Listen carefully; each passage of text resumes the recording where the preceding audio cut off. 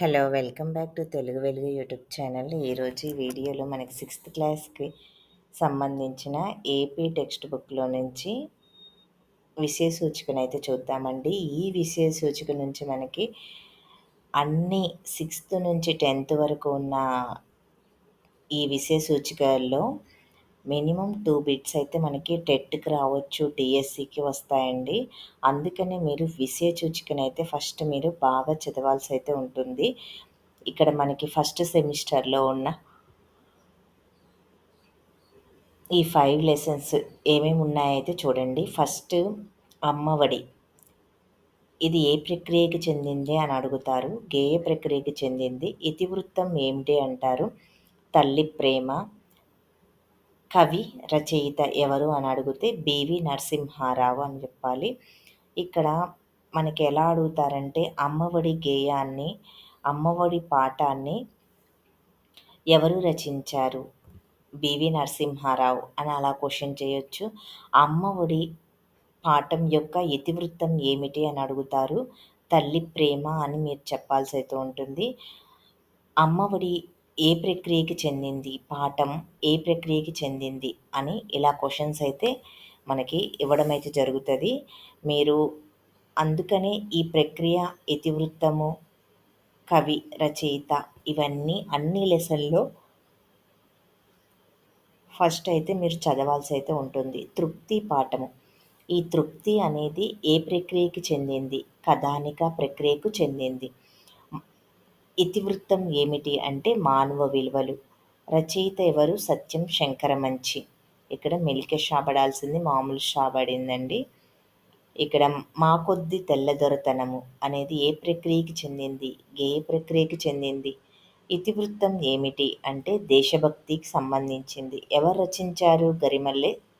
గరిమెళ్ళ సత్యనారాయణ.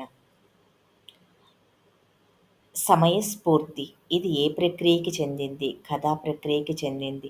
ఇతివృత్తం ఏమిటి? సమయస్ఫూర్తి. ఎవరు రచించారు? కందుకూరి వీరేశలింగం రచించారు. ఈ సమయస్ఫూర్తి అనేది ఈ ఇతివృత్తం ఏమిటి అనేది మనకి నిన్న డిఎస్సిలో వచ్చిందండి బిట్. సుభాషితాలు. ఈ శతక పద్యాలు ఏ ప్రక్రియకి చెందినవి అంటే శతక పద్యాలు ఉంటాయి. ఈ సుభాషితాల యొక్క ఇతివృత్తం ఏమిటి అంటే నైతిక విలువలు. ప్లస్ కవి ఎవరు? కవులు. శతక కవులందరూ కలిపి ఉంటారు. ఇక్కడ మన మహనీయులు అనేవి ఉపవాచకానికి సంబంధించినవి. ఇవి వ్యాస ప్రక్రియకి చెందినవి. అమరజీవి పొట్టి శ్రీరాములు, పింగళి వెంకయ్య, పైడిమర్రి వెంకట సుబ్బారావు, శంకరంబాడి సుందరాచారి, ఇంకా పదజాలం మనకి ఇవ్వడం అయితే జరిగింది. ఈ ఉపవాచకం నుంచి మీరు ఈ ఉపవాచకాన్ని మొత్తం అయితే మీరు చదవాల్సి అయితే ఉంటుంది. చదివి దాంట్లో మధ్యలో క్వశ్చన్స్ అయితే అడుగుతారు. ఇది విషయ సూచికని మీరు ప్రతి లెసన్‌లో మీరైతే ప్రతి క్లాస్‌లో మీరు చదవాల్సి అయితే ఉంటుందండి. ఇది సిక్స్త్ క్లాస్‌కి సంబంధించింది. ఫస్ట్ టైం మా ఛానల్ చూస్తున్నట్లయితే సబ్స్క్రైబ్ అయితే చేసుకోండి. ఎందుకంటే ఈ తెలుగు వెలుగు యూట్యూబ్ ఛానల్‌లో తెలుగుకి సంబంధించిన కంటెంట్‌ని అయితే అప్లోడ్ అయితే చేయడం అయితే జరుగుతుంది. ఈ తెలుగు అనేది అందరికీ కామన్ అండి.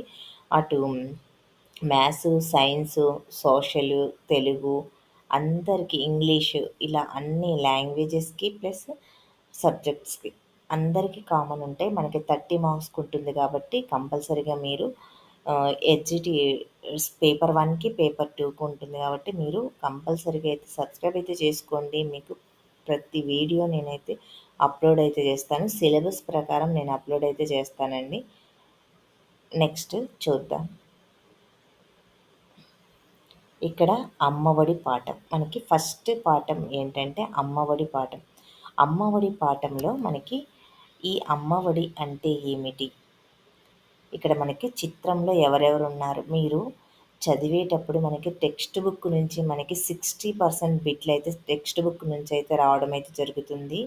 మిగతావి మనకి సాహిత్యము వాటి గురించయితే తెలుగు సబ్జెక్ట్‌లో నేను చెప్తున్నానండి. తెలుగు సాహిత్యము, ఛందస్శాస్త్రము వాటి గురించి తెలుగు సిలబస్ అయితే నేను అప్లోడ్ అయితే చేశాను. భాషా శాస్త్రం గురించి, సాహిత్య శాస్త్రం గురించి సపరేట్‌గా వాటిల్లో 40 బిట్స్ అయితే పార్టీ బిట్స్ అయితే వస్తాయండి. 60% టెక్స్ట్ బుక్ నుంచి అయితే వస్తాయి. ఇదైతే మీరు గుర్తుంచుకోండి. ఉద్దేశము అంటే మనకి ఈ పాఠం అమ్మఒడి పాఠం యొక్క ఉద్దేశం ఏమిటి? అమ్మ ప్రేమను, గొప్పతనాన్ని తెలియజేయడం ఈ పాఠం యొక్క ఉద్దేశం. ఇప్పుడు క్వెషన్ గూడా ఎలా అడుగుతారంటే, అమ్మఒడి పాఠం యొక్క ఉద్దేశం ఏమిటి అని అడుగుతారు.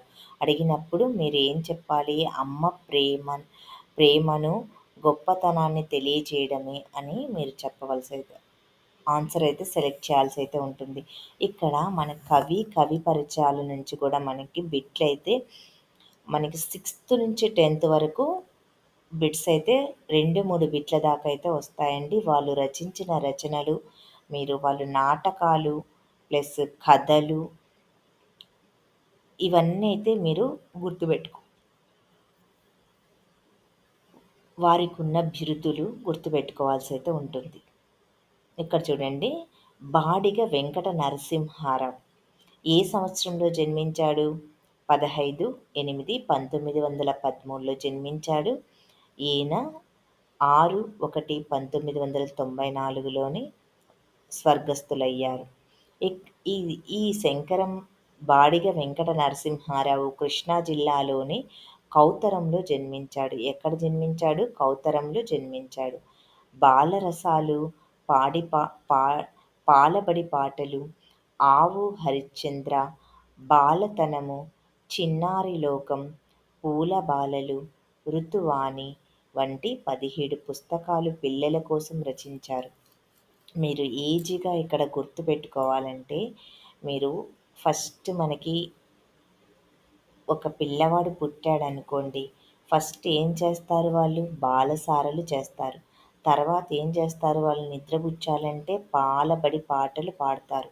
తర్వాత వాళ్ళని నిద్రపుచ్చడానికి ఏం చేస్తారు? ఆవు, హరిశ్చంద్ర కథ చెప్తూ వాళ్ళని నిద్రపుచ్చారు. తర్వాత ఈ బాలతనము తర్వాత మెల్లగా ఏమవుతుంది? చిన్నారులవుతారు.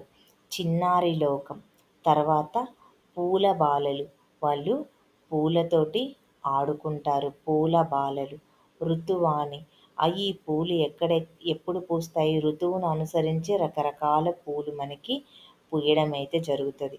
అలాగా మీరు ఈయన రచించిన పుస్తకాలు ఇన్ని ఉన్నాయి కదా, ఇవన్నీ ఇలా గుర్తుపెట్టుకోండి. మీకు ఎలా వీలైతే అలా గుర్తుపెట్టుకోండి. నేనైతే ఇలా గుర్తుపెట్టుకుంటున్నాను. ఫస్ట్ బాలసారలు, తర్వాత వాళ్ళని బాలసార చేసిన తర్వాత వాళ్ళని అమ్మ ఎలాగా నిద్రపుచ్చుతుంది? పాలబడి పాటలతోటి నిద్రపుచ్చుతుంది. తర్వాత ఏం చేస్తుంది నిద్రపోయేటప్పుడు? ఫస్ట్ పాట పాడుతుంది. తర్వాత వాళ్ళకి కథ చెప్తుంది. అది ఏ కథ చెప్తుంది? ఆవు హరిశ్చంద్ర కథ చెప్పి నిద్రపుచ్చింది. తర్వాత బాలతనంలో వాళ్ళకి ఏం చెప్తుంది?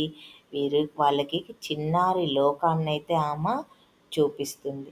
తర్వాత పూల బాలలు, ఋతువాని.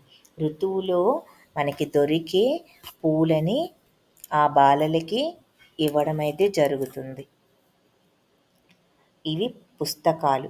తర్వాత బాలబంధుగా ప్రసిద్ధి. ఈ బాడిగ వెంకట నరసింహారావు బాలబంధుగా ప్రసిద్ధుడయ్యాడు. బాల సాహిత్యాన్ని ఉద్యమ స్ఫూర్తితో వ్యాప్తి చేయడము తన జీవిత ధ్యేయంగా బివి నరసింహారావు పెట్టుకున్నారు.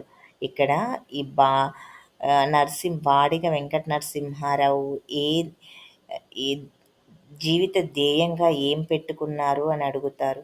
బాల సాహిత్యాన్ని ఉద్యమ స్ఫూర్తితో వ్యాప్తి చేయాలని ధ్యేయంగా పెట్టుకున్నారు. వింజమూరి లక్ష్మీ నరసింహారావు రాసినటువంటి అనార్కలి నాటకంలో అనార్కలి పాత్ర ధరించి అనార్కలి నరసింహారావుగా ఖ్యాతి గడించారు. ప్రస్తుత పాఠ్యభాగం బాలబంధు బివి నరసింహారావు సంపూర్ణ రచనలు 2వ సంకలనంలోనిది. ఇక్కడ మనకి ఈ రచన ఈ అమ్మఒడి పాఠాన్ని ఈ బాడిగ వెంకట నరసింహారావు గారి ఏ రచన నుంచి స్వీకరించారు అని అంటే, బాలబంధు పివి నరసింహారావు సంపూర్ణ రచనలు 2వ సంకలనంలోనిది. ఈ విధంగా మీరు ఈ లెసన్ అయితే ఫస్ట్ లెసన్లో ఉన్న మనము ఈ కవి పరిచయాలు, నేర్చుకుందామండి. తరువాత నెక్స్ట్ లెసన్ను చదువుదాము. ఈ ఫస్ట్ సెమిస్టర్‌లో ఇవి నేర్చుకుందాము ఈ వీడియోలో. ఇది తృప్తి పాఠము. ఇది రెండవ పాఠము. ఈ తృప్తి పాఠం యొక్క ఉద్దేశ్యం ఏమిటి అంటే, సాటి మనుషుల తృప్తి, సంతోషం కోసం పనిచేయడంలోనే విజయము, సంతోషము, తృప్తి ఉన్నాయని కథల ద్వారా తెలియజేయడమే ఈ పాఠం యొక్క ఉద్దేశం. ఈ తృప్తి పాఠం యొక్క ఉద్దేశం ఏమిటి? సాటి మనుషులను తృప్తిగా, సంతోషంగా ఉంచటమే అనేది వాళ్ళతో ఈ కథల ద్వారా వాళ్ళకి తెలియజేయడం అనేది ఉద్దేశం. ప్లస్ ఈ ఈ మనకి శంకరం మంచి సత్యం శంకరం మంచి ఇది చాలా ఇంపార్టెంట్ అండి. మనకి డిఎస్సిలో కూడా మనకి ఈ శంకరం మంచి యొక్క రచన ఏమిటి, నాటకం ఏమిటి అని అయితే అడగడం అయితే జరిగింది. ఇక్కడ చూడండి, ఈయన జన్మించింది 3/3/1937, స్వర్గస్థులయ్యింది 21/5/1987. ఈయన ఏ జిల్లాలో పుట్టాడు? అమరావతి, గుంటూరు జిల్లాలోని అమరావతిలో జన్మించాడు. అమరావతి కథలు, కార్తీక దీపాలు, కథా సంపుటాలు, రేపటి దారి, సీత స్వగతాలు, ఆఖరి ప్రేమలేఖ, ఎడారిలో కలువపూలు మొదలైన నవలలు రచించారు. హరహర మహాదేవ అనే నాటకమును రచించడం అయితే జరిగింది. దిన వారపత్రికల్లో అనేక వ్యాసాలు రాశారు. 1979లో అమరావతి కథలకు రాష్ట్ర సాహిత్య అకాడమీ అవార్డు అందుకున్నారు. ఈ పాఠం సత్యం శంకరమంచి రాసిన అమరావతి కథలలోనిది. మనకి తృప్తి పాఠము ఎక్కడ నుంచి శంకరం మంచి ఏ కథల నుంచి తీసుకున్నారు అని అడిగినప్పుడు మనం ఇక్కడ అమరావతి కథల నుంచి అయితే ఈ తృప్తి పాఠాన్ని తీసుకోవడం అయితే జరిగింది. ఈ అమరావతి కథలకు శంకరం మంచి ఏ రచనకు రాష్ట్ర సాహిత్య అకాడమీ అవార్డు వచ్చింది అని అడుగుతారు. అప్పుడు మీరు అమరావతి కథలకు రాష్ట్ర సాహిత్య అకాడమీ అవార్డు వచ్చింది అని మీరు ఇలాగా నేను చెప్పినవన్నీ మీరు నోట్ చేసుకోండి, పాయింట్స్ వైజ్గా రాసుకోండి. వీలైతే నేను ఈ పాయింట్స్ కూడా మీకు రాసి ఒకసారి వీడియో అయితే అప్లోడ్ అయితే చేస్తాను. నేను చెప్పినవన్నీ క్వశ్చన్స్ లాగా మీరు నోట్ అయితే చేసుకోండి. ఏ సంవత్సరంలో శంకరం మంచికి రాష్ట్ర సాహిత్య అకాడమీ అవార్డు అమరావతి కథలకు వచ్చింది అని అడుగుతారు? 1979 అని చెప్పాలి. ఈయన ఏ పత్రికల్లో వ్యాసాలు రాశారు అంటే వార దినపత్రికల్లో వ్యాసాలు రాశారు అని చెప్పాలి. మీరు శంకరం మంచి వారి నాటకం ఏమిటి అని అడుగుతారు? హరహర మహాదేవ అని మీరు ఆన్సర్ చేయాల్సి అయితే ఉంటుంది. ఈ శంకరం మంచి యొక్క కథలు ఏమిటి అని అంటారు? ఈ కథలు అనేది అమరావతి కథలు, కార్తీక దీపాలు అనేటివి ఈయన యొక్క రెండే ఉన్నాయండి కథలు. అమరావతి కథలు, కార్తీక దీపాలు. ఈయన రచించిన నవలలు ఏమిటి అని అడుగుతారు? నవలలు ఏమిటి అంటే రేపటి దారి, సీత స్వగతాలు, ఆఖరి ప్రేమలేఖ, ఎడారిలో కలువపూలు. ఇవి మనం చెప్పాల్సి అయితే ఉంటుంది. ఒక్కొక్కసారి మిమ్మల్ని కన్ఫ్యూజ్ చేయడానికి శంకరం మంచి వారి నవలలు ఏమిటి అని అడుగుతారు. నవల ఏమిటి అని అడిగి మీరు అమరావతి కథలు, ఎడారిలో కలువ పువ్వులు, హరహర మహాదేవ అని ఇవ్వడం అయితే జరుగుతుంది. అలా ఇచ్చిన మళ్ళీ కార్తీక దీపాలు అని ఇస్తారు. దీనిలో శంకరం మంచి గారి నవలని గుర్తించండి అని అడిగినప్పుడు మీరు ఇక్కడ ఎడారిలో కలువ పూలు అని సెలెక్ట్ చేసుకోవాల్సి అయితే ఉంటుంది. ఈ విధంగా మనల్ని కన్ఫ్యూజ్ చేయడానికైతే అడుగుతారు. ఇంకొకటి, శంకరం మంచి గారు రచించినటువంటి కేంద్ర సాహిత్య అకాడమీ అవార్డు పొందిన రచన ఏమిటి అని అడిగినారనుకోండి, ఆయన రచనలకైతే అవార్డు రాలేదు. ఆయన రచించింది అమరావతి కథలకి వచ్చింది కాబట్టి అమరావతి కథలు అని అక్కడ ఆప్షన్ ఉంటే సెలెక్ట్ చేయండి. లేకపోతే ఏది కాదు అని ఉంటే ఏది కాదు అని అయితే మీరు సెలెక్ట్ చేసుకోవాల్సి అయితే ఉంది. ఈ కథ ఇక్కడ మనకి నవలలు ఇనవి 4 అయితే ఉన్నాయి కదండీ! ఈ 4 నవలని ఏ విధంగా గుర్తుపెట్టుకోవాలో ఈజీగా నేనైతే చెప్తాను. రేపటి దారి, సీత స్వగతాలు, ఆఖరి ప్రేమలేఖ, ఎడారిలో కాలోపూలు. రేపటి దారి ఏంటి అని సీత ఆలోచిస్తూ ఉంది. సీత రేపటి దారి ఏమిటి అని ఆలోచిస్తుంది. ఆలోచిస్తూ ఆఖరిగా ఒక ప్రేమ లేఖ రాయాలి అనుకుంది. ఆ లేఖ ఎక్కడ పోయి రాయాలనుకుంది? ఎడారిలో కలువ పూల మధ్యలో కూర్చొని ఆమె లేఖ రాయాలి అని అనుకుంది. ఈ విధంగా మీరైతే గుర్తుపెట్టుకోండి. ఈ తృప్తి పాఠం యొక్క ఉద్దేశము ప్లస్ ఈ యొక్క రచనలు. నెక్స్ట్ మా కొద్ది తెల్లదొరతనము అనేదైతే ఈ పాఠానికి 3వ పాఠము. ఈ ఉద్దేశం ఏమిటి? ఆంగ్లేయుల ప్రభుత్వంలో భారతీయులు ఎన్నో శారీరక, మానసిక బాధలను అనుభవించారు. స్వేచ్ఛ, స్వాతంత్రాన్ని కోల్పోయారు. స్వతంత్రం కోసం ఆనాటి ప్రజలు పడిన కష్టాలని, ఆంగ్లేయుల అధికారానికి వ్యతిరేకంగా చేసిన ఉద్యమాన్ని తెలియచేయడమే ఈ పాఠం యొక్క ఉద్దేశం ఆంగ్లేయుల ప్రభుత్వము భారతీయులని శారీరకంగా, మానసికంగా బాధలను అనుభవించింది కదా! స్వేచ్ఛను, స్వతంత్రాన్ని కోల్పోయారు. వాళ్ళ నుంచి ఆంగ్లేయుల అధికారులకు వ్యతిరేకంగా జరిగిన ఉద్యమం గురించి తెలియజేయడమే మనకి ఏ విధంగా స్వతంత్రం వచ్చింది అని ఈ విధంగా తెలియజేస్తుంది ఈ మా కొద్ది తెల్లదొరతనం. ఈ గరిమెళ్ళ సత్యనారాయణ రచించారు ఈ పాఠాన్ని. ఈయన జననము 14/7/1893, మరణము 12/12 డిసెంబర్ 1952. ఈయన శ్రీకాకుళం జిల్లా నరసన్నపేట తాలూకా గోనేపాడులో జన్మించాడు. స్వతంత్ర సమరయోధుడు, కవి, రచయిత. 1921లో స్వరాజ్య గీతములు, 1923లో హరిజనుల పాటలు, 1926లో ఖండకావ్యాలు, భక్తి గీతాలు, బాల గీతాలు రాశారు. దండాలండోయ్ మేం ముండలేమండోయ్ బాబు, మా కొద్దీ తెల్లదొరతనము అనే గేయాలతో సామాన్య ప్రజల్లో సైతము స్వతంత్ర ఉద్యమం ఉత్తేజాన్ని, చైతన్యాన్ని కలిగించిన జాతీయ కవి. దేశభక్తి కవితలు రాసి జైలు శిక్ష అనుభవించిన వారిలో మొదటివారు గరిమెళ్ళ సత్యనారాయణ. మీకు ఇక్కడ ఈ గరిమెళ్ళ సత్యనారాయణ ఏ జిల్లాకు చెందినవాడు అని అంటారు? శ్రీకాకుళం జిల్లాకి చెందినవాడు అని రాయాలి. మీరు గరిమెళ్ళ సత్యనారాయణ ఎవరు అని అడుగుతారు. కవినా, రచయితనా, కథకుడా అని అడుగుతారు. ఈయన స్వతంత్ర సమరయోధుడు, కవి, రచయిత. ఈయన రచించిన గీతాలు ఏమిటంటే 1921లో స్వరాజ్య గీతములను రచించారు. 1923లో హరిజనుల పాటలు రచించారు.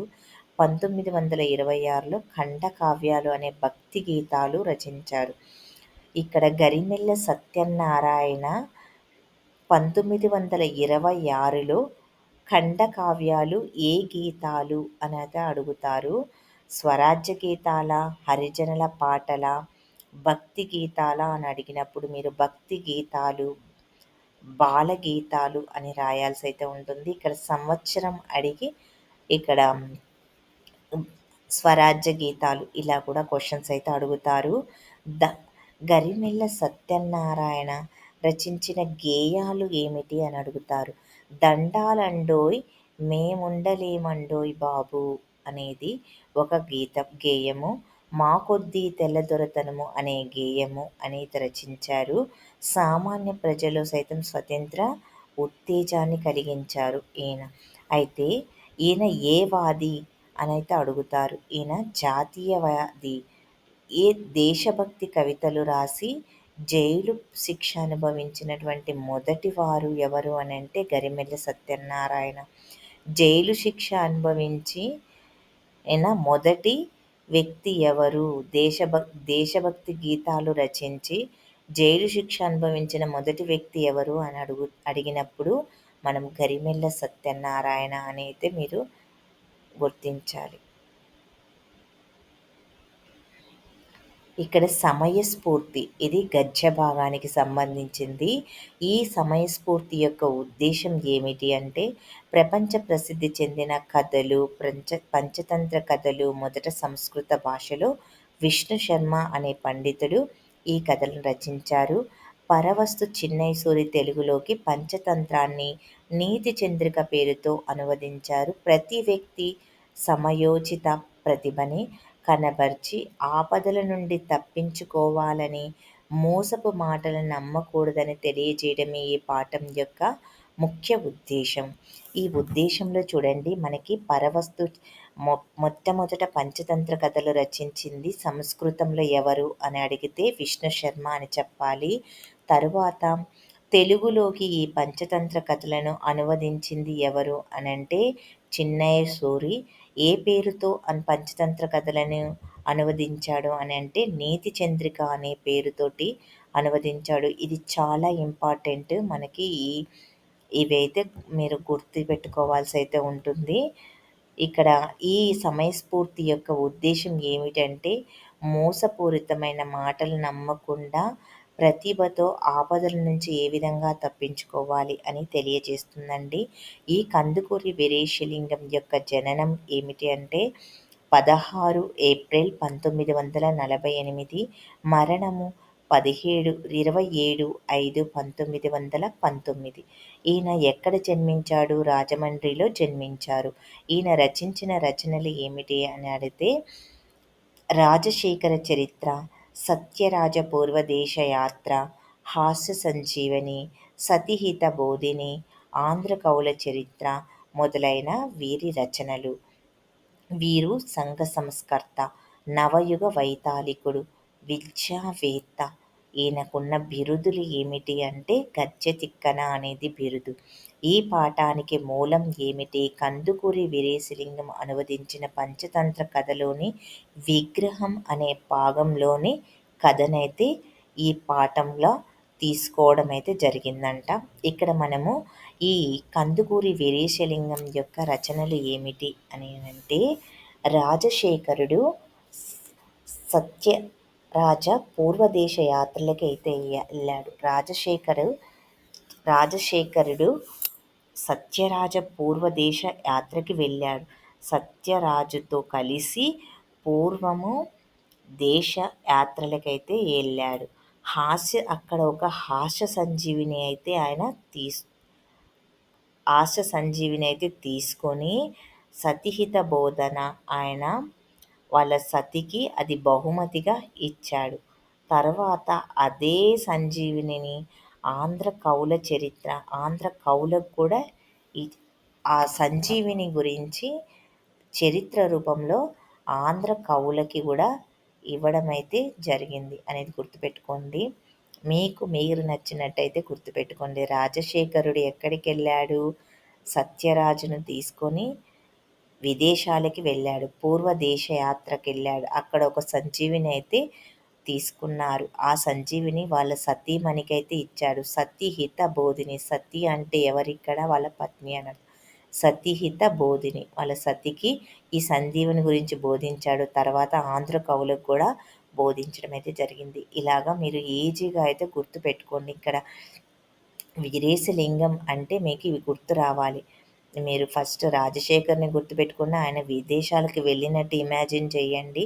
తర్వాత సంజీవిని, ఇప్పుడు ఆంజనేయ స్వామి ఏ విధంగా సంజీవిని తీసుకొచ్చాడో అలాగా ఆయన హాస్య సంజీవిని, నవ్వుకుంటూ హాస్య సంజీవిని అనేది తీసుకొచ్చాడు.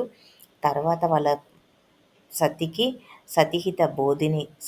బోధించాడు ఆ సంజీవిని గురించి. తర్వాత ఆంధ్ర కవులకు బోధించారు అనేది అయితే మీరు చెప్పాలి. ఈయన యొక్క బిరుదులు ఏమిటి అని అంటే గద్య తిక్కన అనేది ఈయన యొక్క బిరుదు.